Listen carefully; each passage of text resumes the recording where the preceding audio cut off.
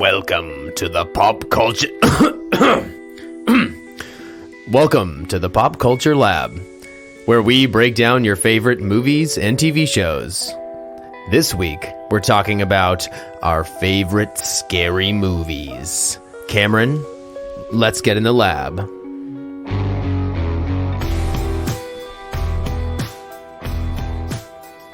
What up, man? Hello, welcome to the Pop Culture Lab. I want to suck your blood. Yes, delicious. It's spooky season, boys and girls. It sure is. Ladies and gentlemen. Ladies and gentlemen. We are a couple of mad scientists here in our laboratory. Yes, now the lab has become the laboratory. And also the 12-year-old impressions face off. Oh, man. Yeah, well, you know. Gotta dust those off. I know. Ooh, they're as dusty as my old bones. Oh man, this is actually going to be fun. I'm not even a scary movie fan, to be honest, but I'm looking forward to this. Get you into the Halloween season. Yes, exactly. Yeah, all right. Let's carve up some pumpkins and dig into some of our favorite scary movies that we've ever seen. But first, what have you been watching? What have I been watching? Well, the fun part about having bigger gaps between our episodes is that I get more of a chance to watch stuff. So I've been watching a couple things, one of which I will save for our spooky topic for today.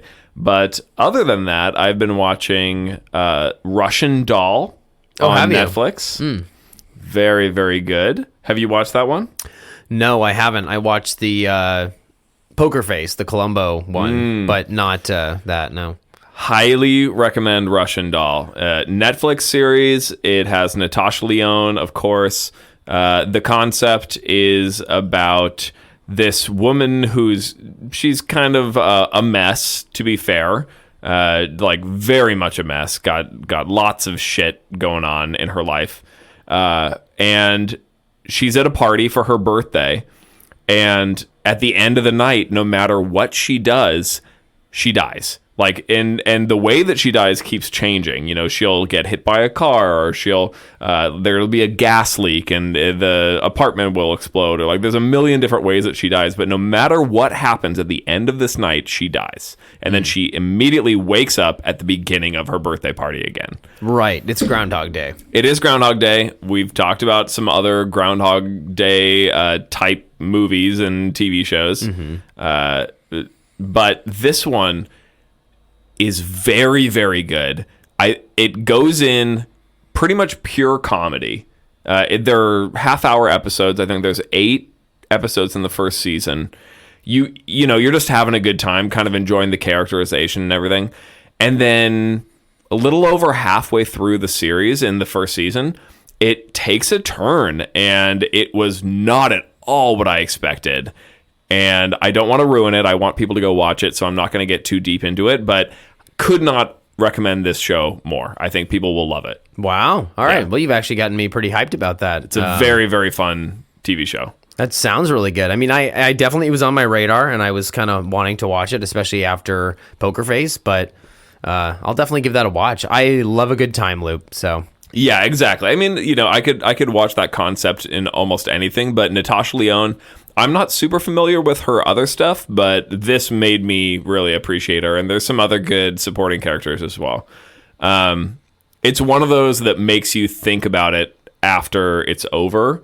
You're just kind of turning over the first couple of episodes in your head after you're watching the end of it, thinking about what led up to where it ends. And so I think that's a sign of a very well designed show.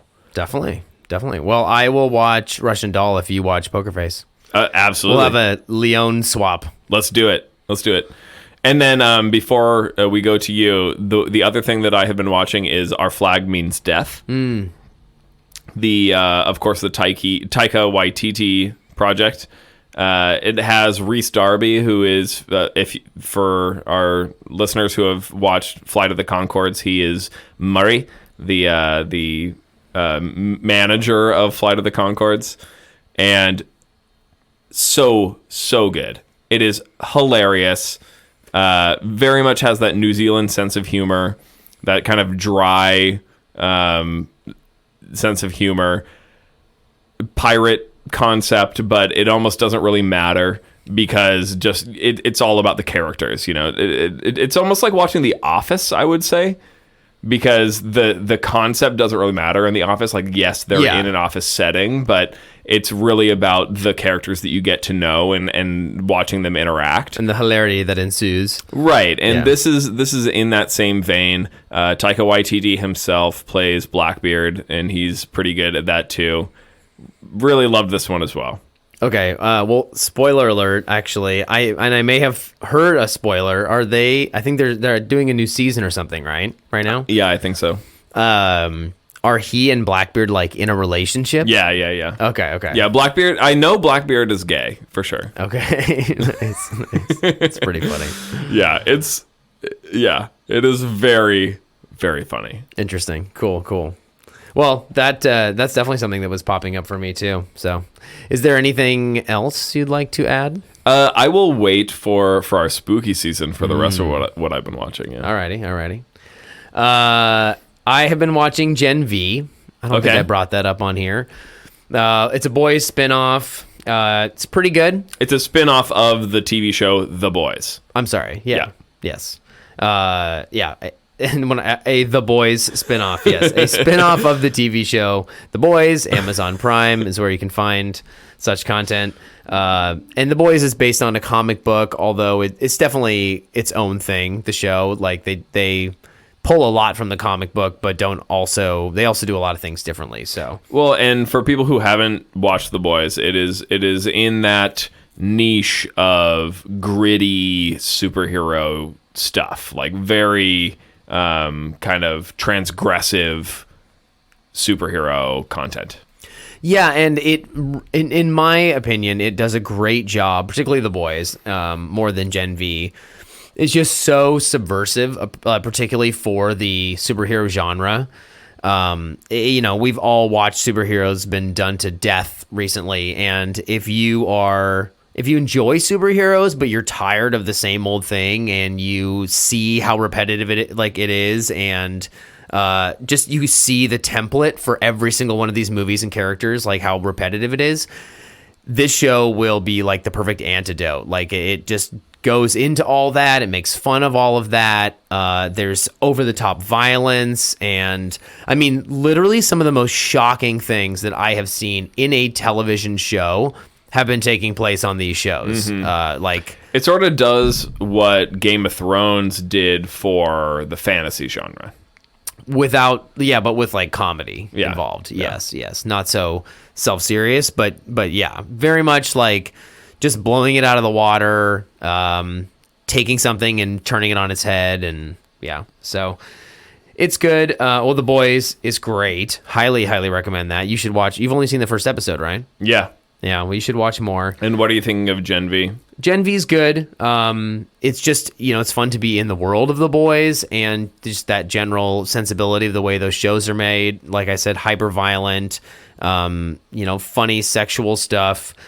Particularly the characters in this show, because they're like kids in college. Basically, the premise is, you live in this world of superheroes, and you find out kind of as The Boys goes that all these superheroes are given a serum called Compound V, and that's what makes them a superhero. And actually their parents basically like chose to do that to them as babies, and so they have a lot of issues as they grow up with that, most of them, all of them.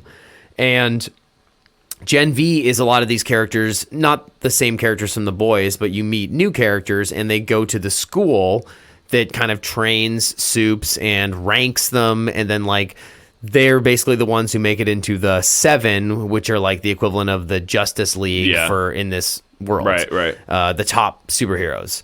And so these young people go to this school called Godolkin University, and they all have Compound V, and they all have superpowers, but they're dealing with teenage stuff. And this show in particular puts kind of a teen spin on their powers and stuff by making like one of the girls basically have to be bulimic in order to use her power. She shrinks down, and the more she throws up, the smaller she gets. The more she eats, the bigger she gets. And she grows like and shrinks like Ant-Man. Interesting. The main girl is able to control like blood, basically, which is super weird and unusual, but it's kind of cool to see how it manifests. She usually cuts herself in order to engage that power. So again, another comment on like, the things that teens fall into and self-harm and this kind of Holy stuff. shit. So it's a really good show. I mean, it's cool. They explore a lot of stuff. Annika, my wife, when she's sitting next to me, she's usually watching Survivor on her phone these days, but because she's like not interested usually in like the superhero stuff that I watch, but both with the boys and with this show, she gets totally sucked in. They're pretty good. They're well-made stuff. Yeah, I would recommend it. Yeah. No kidding. Yeah. Loki season 2 Sure. has been great. And we're gonna cover the second season once it's done, because I've definitely been keeping up on that as well. Yeah. So we're watching that simultaneously. Any initial thoughts before we do a full episode? I'm holding out hope. Obviously, Disney Plus has had a kind of a tough run of it in the last couple years. And both of us loved the first season of Loki. And so I'm hoping that this can hold up to what I loved about that first season. The writing is really what stood out among Marvel projects these days, and I was feeling pretty hopeful in the first episode. The second episode I'm not so psyched about, but I'm trying to reserve judgment until they have really completed the season and showed us where they're going. Yeah, I mean, episodes can go up and down, and you can then overall like a season. I mean, I think even the first season of Loki, if you rewatch the whole thing, there's some episodes that are weaker than others. But I know what you mean. I felt the same way. Really, really strong first episode. Second episode was not as strong. I definitely think it had its moments. There's parts that I really enjoyed. But then particularly like the ending felt super weird and jarring and rushed. And I was like actually disoriented. I was like, how did we get here? So a bit of a roller coaster there, but I'm also very optimistic and holding out hope. So we'll see. I've heard from like YouTubers I follow who've seen the third episode that they liked it. So okay. No specifics or anything, but they enjoyed it. Well, all right then. Are you ready to get into our spooky discussion? Let's get spooky. All right. Well, so before we even get into this, we got to kind of let the cat out of the bag here. I am not a scary movie guy as these things go. I have watched a handful of spooky movies in my life. Every once in a while I get in the mood to pull out the popcorn and turn off the lights and turn up the sound and settle into your couch and just get scared, but it's every now and then. It is pretty rare. And most of what I'm looking for is really good filmmaking that happens to be a scary movie than it is like I am seeking out the adrenaline rush of being scared. And so that is a big difference between you and I. We will, I'm sure, get more into that in our discussion, but I am coming to this the farthest thing from an expert on scary movies. And there are no scary movies that you actually just enjoy the visceral reaction of? The only things that I can think of are like thrillers. I love a good psychological thriller, and that tension of knowing that something is going to happen but not knowing quite what is I can understand how that can be kind of an addictive feeling. When horror has all sorts of other tropes that I find very detestable. I just don't enjoy the experience. I really don't like. Tell me how you really feel. I mean, might as well get right into it here. We're honest here in the Pop Culture Lab. The gore, not into it. A lot of times it becomes almost silly how over the top the violence and the gore can be, that it almost goes over that threshold of like, this is scary to like, this is silly. There's plenty of wonderful scary movies that are not gore oriented per se. Totally. I'm just talking about some of the tropes of the horror genre that maybe take me out of it. And so that's one of those things. So I tend to lean more on the psychological thriller type stuff. The tension is what I seek out. All right. Yeah, fair enough. Well, I mean, we can do another episode on, thrillers or even horror thrillers if you want to argue for that, or psychological thrillers. But I think for the purposes of our discussion today, I am mostly sticking with horror movies. And Sure. I think you've made yourself a little list as well. I have. Pretty much just of the horror movies I have seen. Yeah. So that's maybe a good place to start. I was trying to think.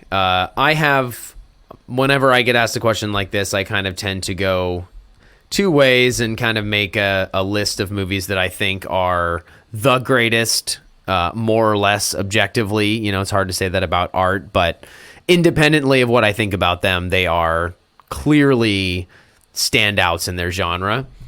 And then I make another list of just my favorite horror movies, the ones that have left an impression on me.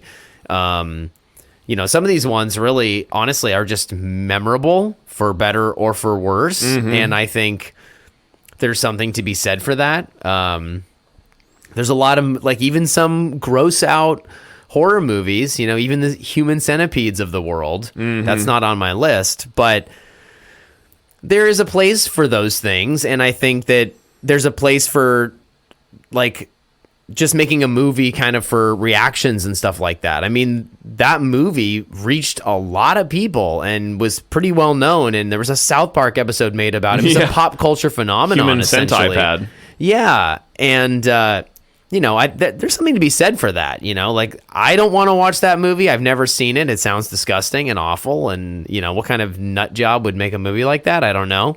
But at the same time, there's something to be said for its sheer popularity and, and just the reaction to it, that was a little tiny piece of even what made, spoiler alert, I think The Exorcist is probably the greatest horror movie ever made.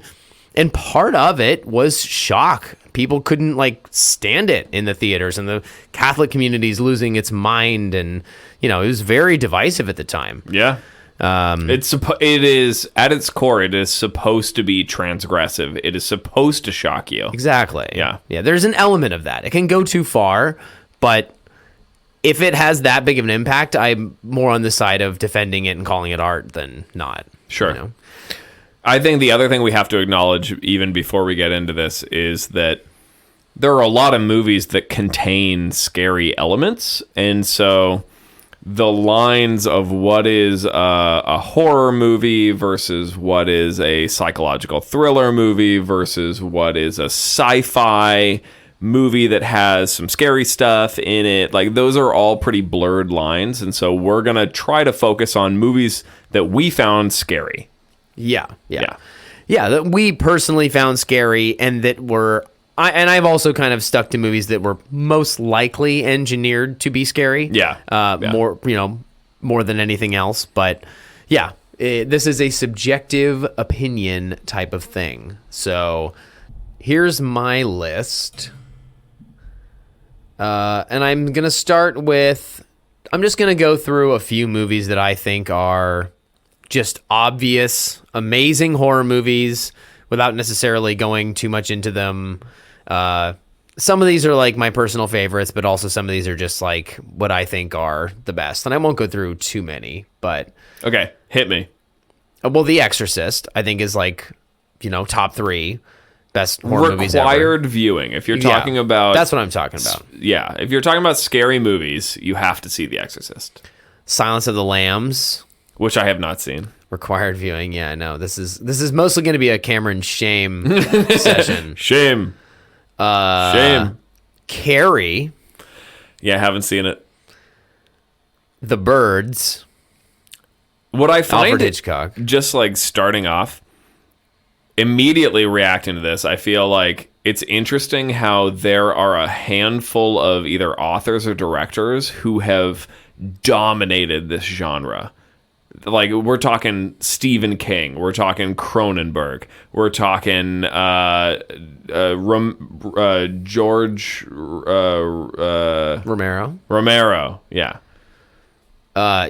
And Alfred Hitchcock. Alfred of Hitchcock, course. yeah. I mean, yeah.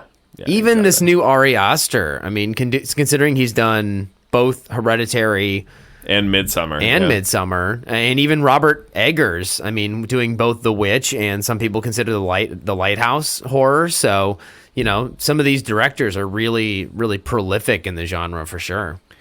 It seems like the kind of thing where, yeah, and I mean authors too. Because I know probably horror books more than I know horror movies, and there's things like what's his name? Lovecraft, H.P. Lovecraft. Oh, of course, with yeah. Cthulhu and the other guy. I mean, Edgar Allan Poe, you could even say, or Henry James, who wrote like ghost stories and stuff. And a shout out, in case you're interested, there is a new series on Netflix, Fall of the House of Usher, based on a Edgar Allan Poe short story, and it's done by Mike Flanagan, who's done a few horror movies that I absolutely love, and also some recent Netflix horror content: Midnight Mass, Haunting of Hill House, Haunting of Bly Manor. Don't even get Nate started on Haunting of Hill House. It's really, really good stuff. This Mike Flanagan is just kicking ass, and I really cannot wait to see Fall of the House of Usher. So, talk about Edgar Allan Poe. Yeah, this if you're interested, you should check it out. It's probably not too scary, but it looks awesome. I find it interesting that people find their way into this niche and they just kind of make a home there, you know, like whether they're a director of movies or whether they're an author, like they seem to really resonate with this kind of a vibe. And there are horror fans who this is their thing, you know. I mean, when we think of goths and shit like that, there's a whole horror audience who this is the stuff they turn out for.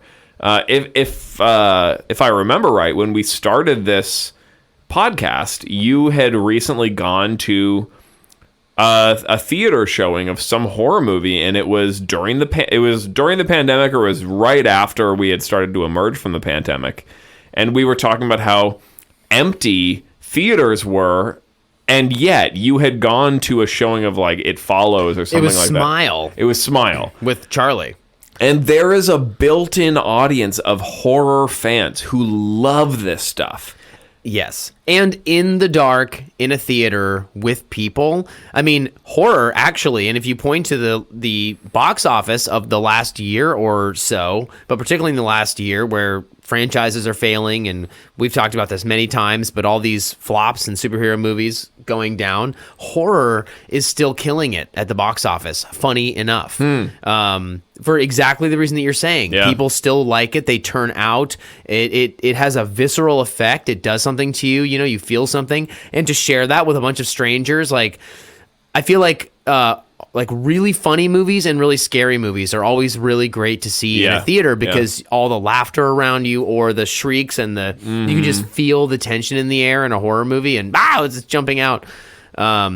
It's like a communal experience. Totally, a great communal experience. And there's a cult around it, you know. I mean, there's a reason things like Rocky Horror Picture Show, even, Totally. which is interestingly enough, that's like a kind of a combo of comedy and horror. It's like both. It's kitsch, it's camp, and I love that. I love that there's something that has built a community of people around that, because it is a niche audience. It is. You know, and actually, funny shout out, the beer we're drinking is from a local brewery, Bizarre Brewing. They're excellent. And they were playing Rocky Horror Picture Show when I went over and picked these up tonight. Oh, nice. Yeah, it's like their little Halloween thing. So, shout out. Yeah. Anyway, let me just rattle off a couple more here. Have you seen the original Halloween? No, not of course not. No. That's one of the greatest horror movies of all time. Friday Jaws. the 13th. Yeah, Friday the 13th. Have you seen Alien? No. Also one of the best. The Fly, Jeff Goldblum. Haven't seen it. Cronenberg, yeah. Yep. right. Know a lot about it, but I haven't seen it. Let's get past some of the ones that I think are obvious now and maybe get into some personal faves. The Babadook is truly one of my favorite horror movies of the last decade. This is one that I probably need to see, even though I'm kind of dreading it. You would enjoy it. It's very intellectual. It's a total. It fits into the category of the intellectual trauma-based horror psychological movies. trauma. Yeah, like 100%. This woman's husband has died, and her kid's a nightmare, and it's definitely, that's what she's going through, and it's so good, and the character design for the Babadook and everything is so good. It is scary. I'll be honest with you. It's a bit scary, but it's really, really good. I really enjoy it. It gets, it's like initially scary just because the Babadook is such a kind of a weird, creepy guy. But the more you see him, you're kind of like, all right, it never gets any worse. Like there's not like he doesn't rip off his head and there's even something scary underneath. So again, it's the tension that is really where the scariness. In some ways, it's kind of like how your imagination is so much more powerful than anything they can actually show you. And so I found this, which I might as well just like throw this in here now. I recently watched Hereditary, which you had recommended to me, which has been recommended left and right. It's a very, very good movie. But the minute the anticipation and the tension that was building in the movie turned to actually showing the audience what was happening, what was behind it, was the minute they kind of lost me. Yeah, no, for sure. That is super effective when they are building the tension, but then nothing. It almost reminds me of like this is very much on the seat of my pants here, but Zelda: The Ocarina of Time is one of the first video games I can remember playing. Same.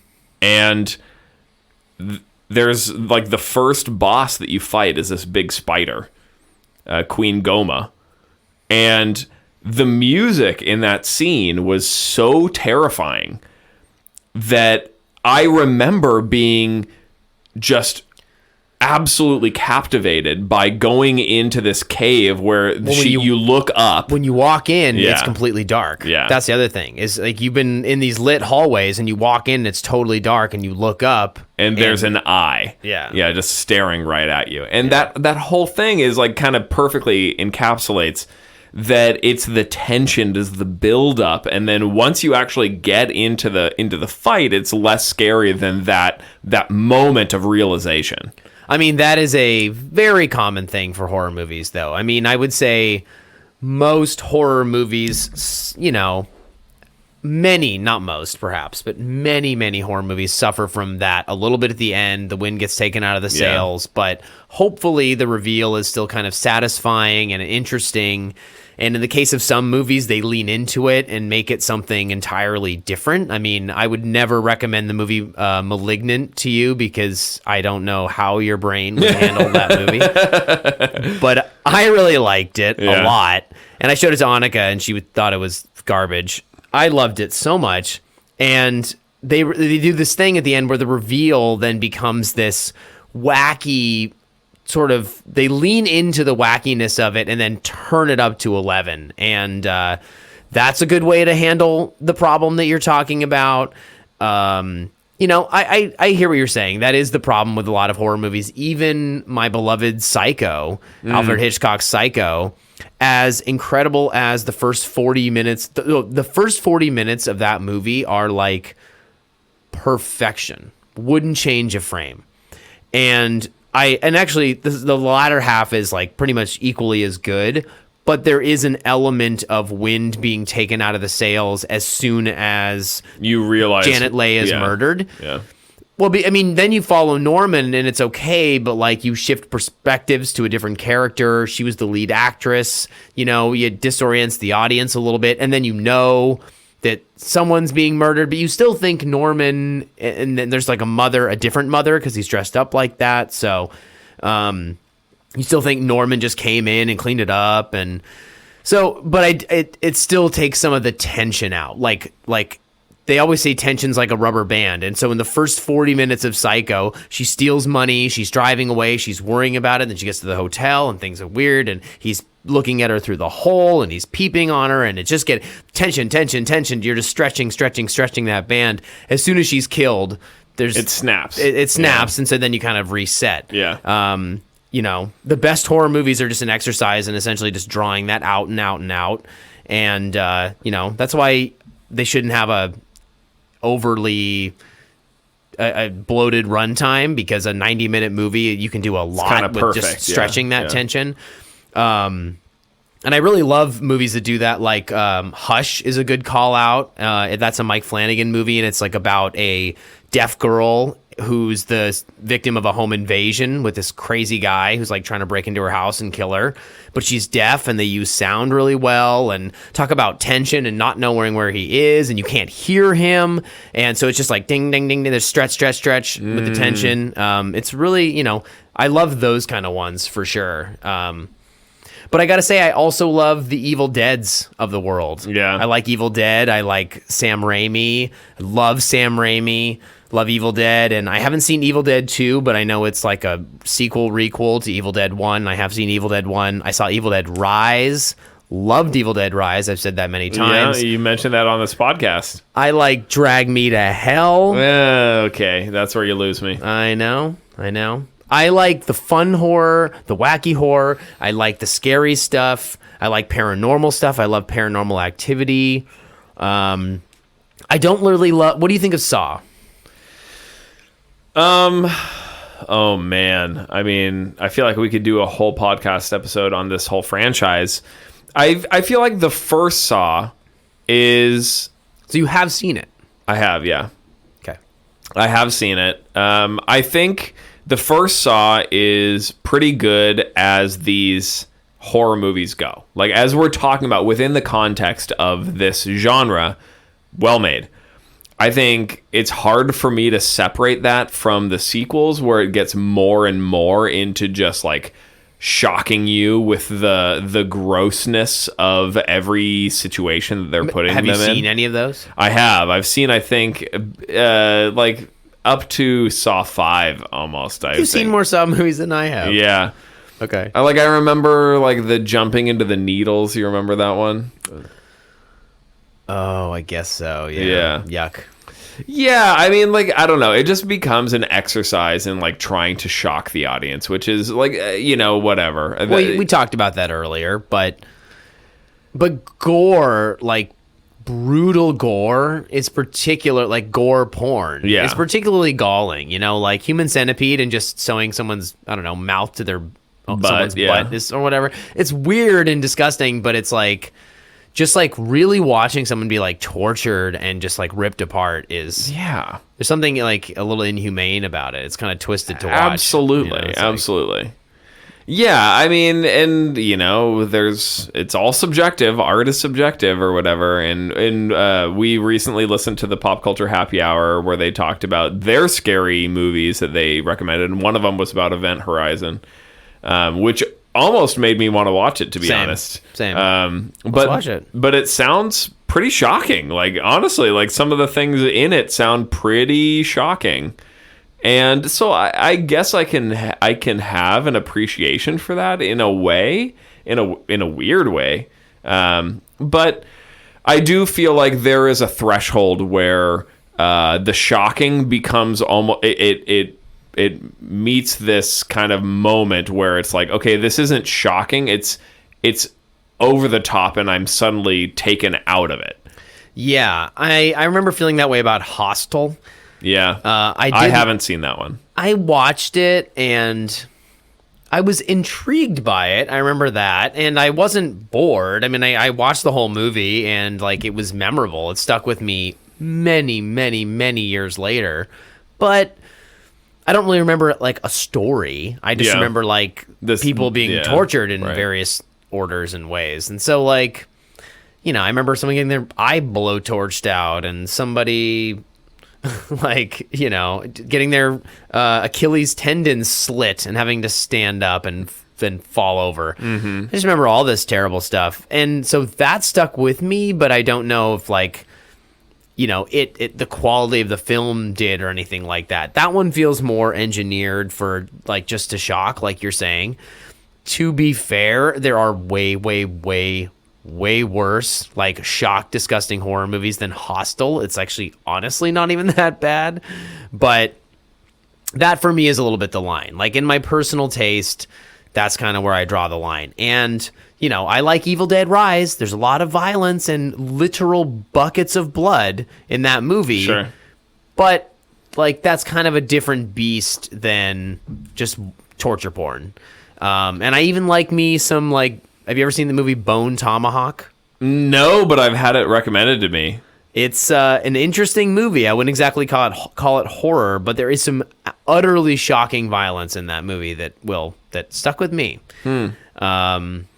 Did you ever watch the Hellraiser movies? No. And there was a remake very recently. I mean, I haven't either, but I know they're kind of well known in this genre. Hugely popular. You haven't seen any Halloween movie, even the reboot Halloween movies? No, I haven't watched the Halloween or the Friday the 13th movies. Paranormal Activity?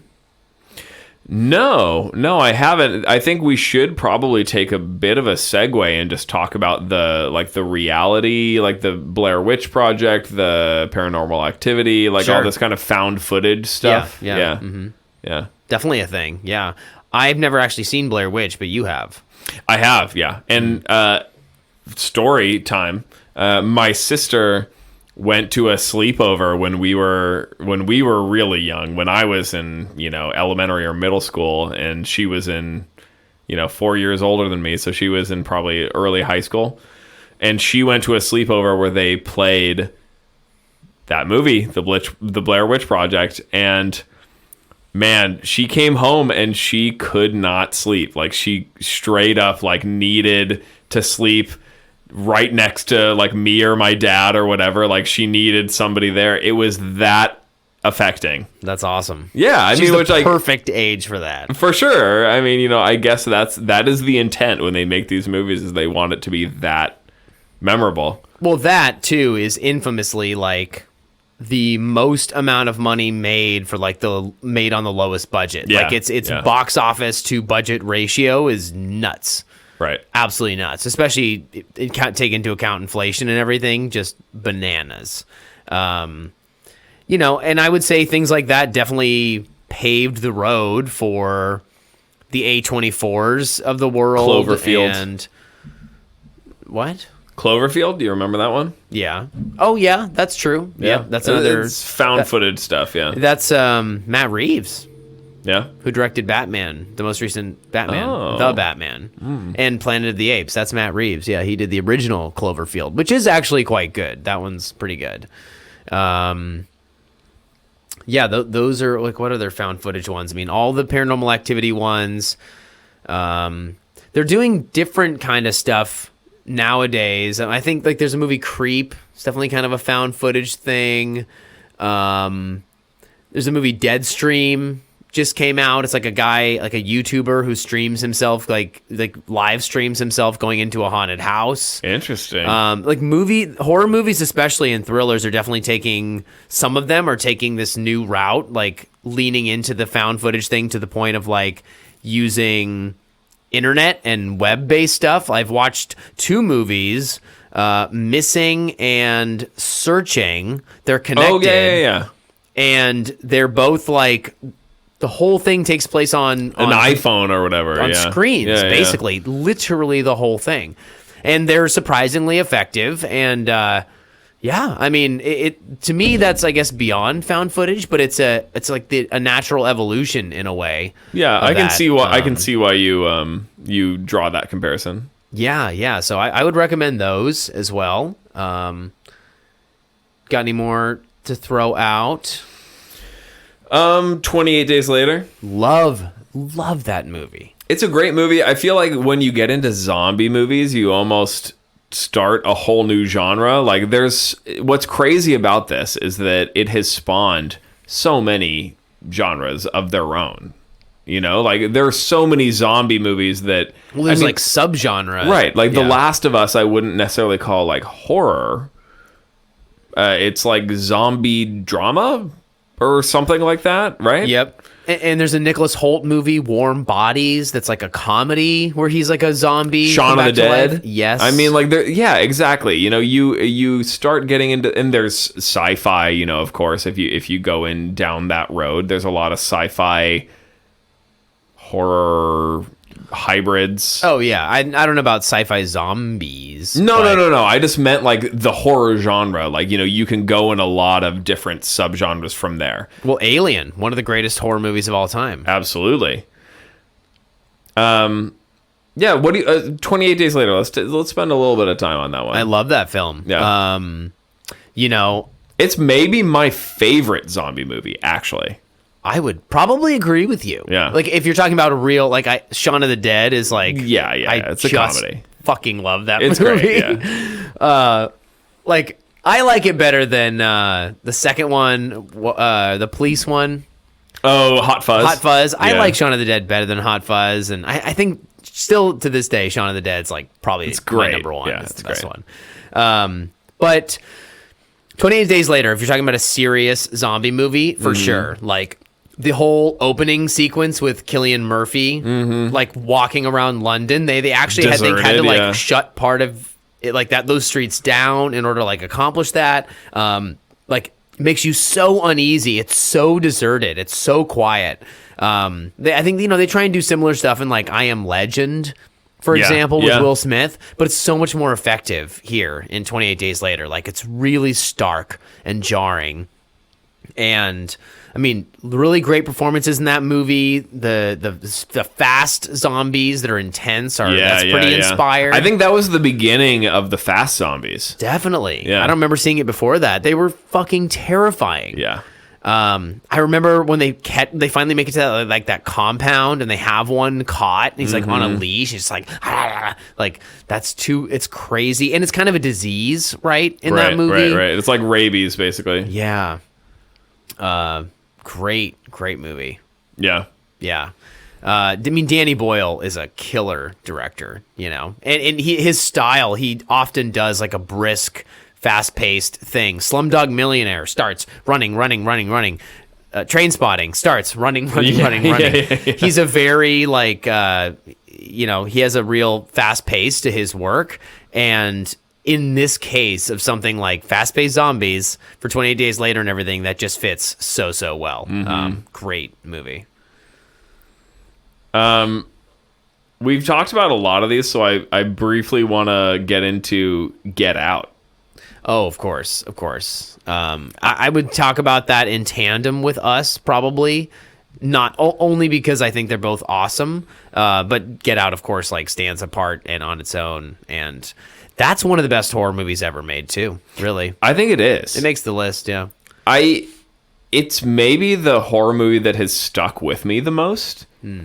I remember vividly the experience of watching it for the first time, and it was an almost visceral reaction. I mean, like, when he grabs the billiard ball, like he's been kind of tied up downstairs and everything, and when like that asshole, isn't it Alfie Allen, the guy who plays Reek, the son? No, it isn't. No, it's not him. No. But when the son comes down to like bring him up for his lobotomy or whatever, and he has the billiard ball, like, I was on my feet. I literally like got up out of my seat and was like cheering for him get to that guy. Exactly. Yeah. Which, I mean, that almost never happens to me. Like, for watching sure, a movie, sure. like, it was a bodily reaction to what was going on screen, which I think says a lot. I think it also says you don't watch enough of this type of movie, but yes, it also says a lot about how effective Get Out is. Yeah.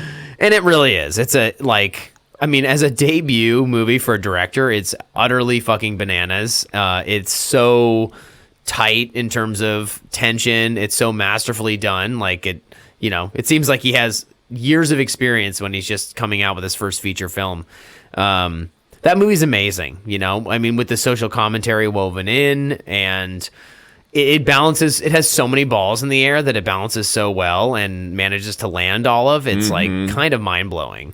I would definitely squarely put that in the elevated horror category of today. But it even transcends that category, because I almost put It Follows and Hereditary and Midsummer, and I put all those movies in that category. But Get Out is with like Parasite and like those kinds of movies. Yeah, again, wouldn't consider Parasite a horror movie, but yes, of that caliber. Yeah, 100%. Yeah. You never saw Goodnight Mommy? No, I haven't even heard of that one. Ooh, it's a creepy movie. Two little kids and their mom, like, I don't know, gets in a car accident or something, and she's having this, like, she has bandages on her face the whole movie, or she had like a plastic surgery or something, or you never quite know. But she has these bandages on her face the whole time, and they're like tormenting her, and it just gets weirder and weirder. It's like a Swedish movie. It was really good though. Never heard of that one. Let's see some other shout outs. Misery with Kathy Bates. Sure, another Great Stephen movie. King. Great movie. Stephen King, he has got to get some kind of award for most horror adaptations. I mean, The Shining is, of course, one of the best horror movies of all time. A million of them. Children of the Corn. Yeah, I already mentioned Carrie. Yeah, Carrie. Yeah. That's and the remake is, I would put up maybe on the list of best horror movies. That was pretty damn good. Yeah, or at least my favorite. I'd put it on that list. He's a king of the genre. He is. Another king of the horror genre, especially recently, is James Wan. Yeah, obsessed with him. Have you seen either Conjuring movie? Mm-mm. Lame. I love both the Conjuring movies. I love Insidious. Malignant was a James Wan movie. I've heard Insidious is good. Excellent. Not all the sequels, but the first one's awesome. I put American Psycho on here. Okay. Yeah. You start getting into psychological thrillers there. I guess so. Yeah. It's murdery enough to be horror. There's some stuff in there. You've seen that? Yeah. Yeah.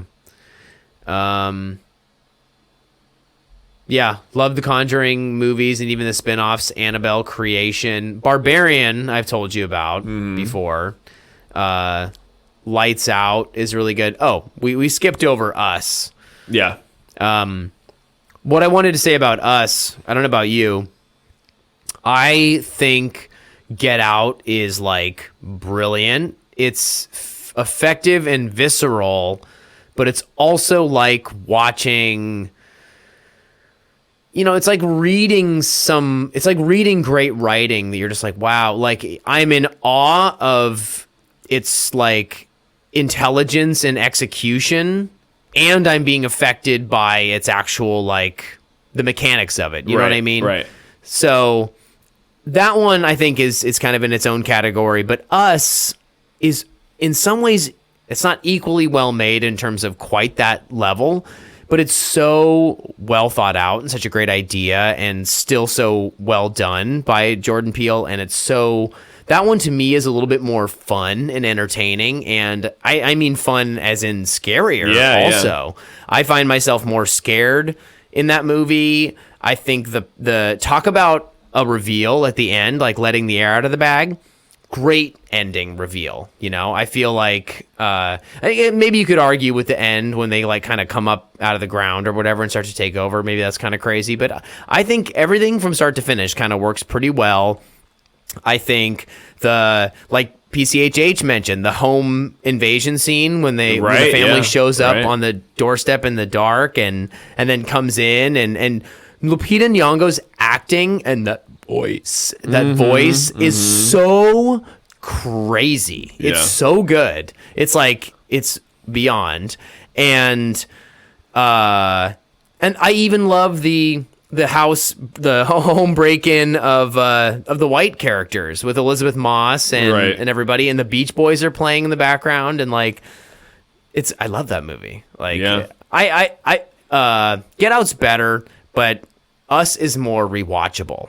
I wanted to watch it again this year. I love that movie. I've watched it 4 times. Sure. So, It's, yeah, it's also just like less of an intellectual exercise. It's more of a just like you're along for the ride. Yeah, bingo. Yeah. Yeah, it's an easier one to just Yeah. throw on. I don't know. Do you have anything to add? I'm bad. I could go on forever. There are only 2 more I wanted to hit on. The Invisible Man, which I think we may have watched together.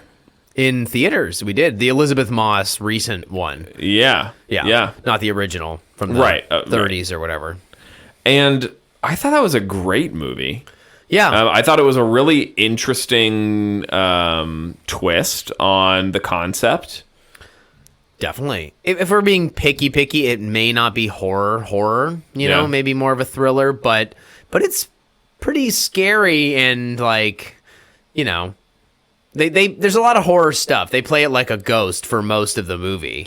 I particularly remember the scene in like the restaurant when the knife starts just like moving on its own and like starting to cut, kill people. Oh yeah. Yeah, just the huge knife just moving on its own. Yeah, it was very very memorable. That's a great buildup, and again, to go back to what you were saying about reveals, I don't know what you think, but I feel like the reveal in that one's actually pretty satisfying. Even when you start to see the suit and the technology or whatever, it's kind of more intriguing from there. And then she ends up putting it on, doesn't she? Basically, yeah. I think, it's very satisfying. Well, like that, those, it's again a trope of the genre, but like the main character is thought of as crazy. Like what's happening to them is so absurd that nobody else can see it but them, and so you're wondering like, is it all in their head or is it? And so that was a really well done, I think, interpretation of that. Totally. Yeah. Totally. And the other one that we have to, I think this is actually a pretty good one to end on, would be Cabin in the Woods. Oh, yeah, sure. Which a good is horror comedy. Horror comedy, exactly, yeah. Not all that scary, really, but... I mean, maybe a little at first, but not really even. No. But Very that movie is so tongue-in-cheek, brilliant. yeah. I love movies like that. I don't know if you've ever seen, like, Tucker and Dale versus Evil. No. I love a lot of good horror comedies. No, that is that, yeah. What? No, I'm still thinking of Cabin in the Woods. It's just so good. I love that scene when it pulls back and all the monsters are in their little cages and you see each one. Yeah. They're stuck in the middle. The elevators. And that movie gets really weird at the end, but it honestly still kind of works for me. Like that they're appeasing these ancient gods and fucking Sigourney Weaver shows up and like, it's so funny. I watched it not that long ago. That is a very entertaining movie. Doesn't it have Thor? Yeah, it has Chris Hemsworth. Chris Hemsworth, yeah. Yeah, he's in the beginning. He's this douchebag jock guy. Yeah. It's perfect. It's great. Like, and he was just not famous enough to do a movie like that at that point. It was great. Drew Goddard, he's a good director, I think, or maybe he wrote it. He's involved, I'm pretty sure. And I want to say that he made Bad Times at the El Royale. I don't know if you saw that, but pretty sure that was him as well. I love his Nate style. was just telling me about that. It's a really good movie. Yeah. Well, not fantastic. It's different, but it's really good. Worth a watch. I love Cabin in the Woods. That's a rewatchable one for sure. It's very fun. It is very, very fun. I think we're good. Before we close out, maybe just some like overall recommendations that I feel like people should watch if they haven't already. Oculus is a movie I often recommend that almost no one I've talked to has seen. It is a Mike Flanagan movie. It's really, really good. It stars Karen Gillan. Oh, yeah. Nebula. Sure. It stars Brenton Thwaites, I think is how you say his name. The guy who plays Nightwing on Teen Titans, among other things. He's done some stuff. He was in like Pirates of the Caribbean. He was Will's son. Oh. Anyway, Ouija board, Ouija, Origin of Evil. That's a really good movie. Okay. Annabelle, Creation. I like that one. I already said Barbarian. I briefly mentioned Lights Out. Really, really good. Talk about like tension and stretching a rubber band and just like something that is so visceral. Like every time the lights go out, you see this thing. It's really spooky. Ooh. Under the Shadow was recommended to me years ago, and I watched it a long time ago. I think it's like from like 2014. It's an Iranian horror movie, and it's really, really good. Quiet Place, goes without saying. Yeah. Sandra Bullock. Yeah. Let's see. The Wailing is a Korean horror movie that I highly, highly recommend, along with Train to Busan. We didn't talk about that when we talked about zombie movies, but that's a really good zombie movie. Also Korean. Rosemary's Baby. Sure. Highly Classic. recommended for people who haven't seen.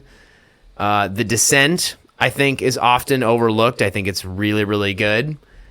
And yeah, I think that's pretty good. And for people who are not super into scary movies, who are maybe they like to dabble just a little bit, I will recommend Zombieland. Oh yeah, which is a really fun movie. Of course. Yeah, very, very fun. Have you seen the second one yet? I don't think so. Oh, it's great. It has Emma Stone It's the same. Yeah, It's all the same cast. The second one. You should watch it. It's great. very, very fun movie. You're not going to be too scared. It's comedy, I would say, but just with a zombie context, more similar to Shaun of the Dead than anything. Definitely. Say what you want about Drag Me to Hell. I mean, it's not that scary. I think it's pretty funny. Yeah. It's pretty fun.